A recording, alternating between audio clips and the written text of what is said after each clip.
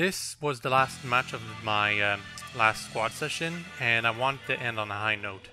And it seemed to be in the bag, considering it was 4 vs 3 and the 3 players weren't even all that highly ranked. However, the Splatoon gods decided that we have gotten too lucky for too long.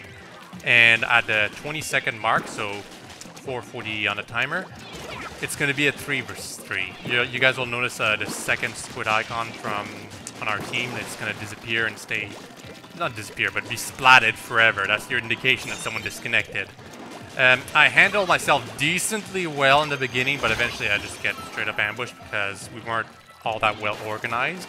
And it's going to take some time for us to get organized, considering we were not ready for a 3 vs 3.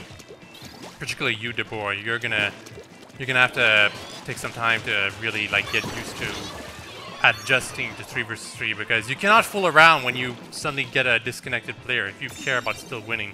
Anyway, despite being against a tri-squad, they managed to get a pretty good lead on us.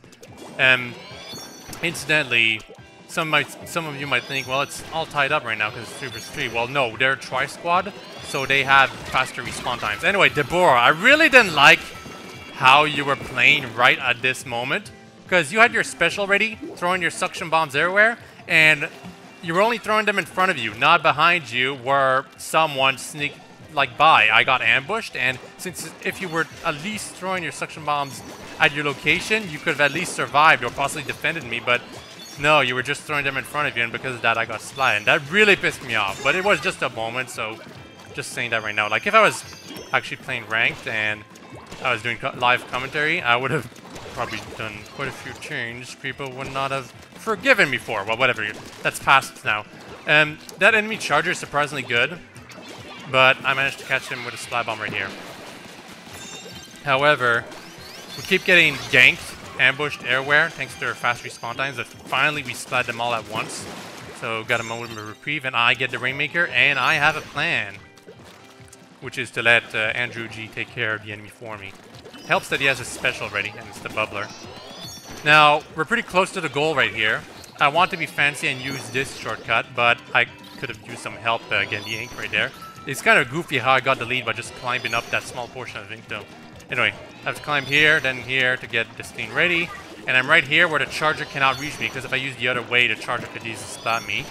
And the goal's right there, so I decided, you know what, let's make a run for it. And I chose the perfect time, because if you noticed, the charger decided to pull out his killer whale at that moment, which is what essentially decided our win for us, because if he was just shooting normally, he would have obviously caught me.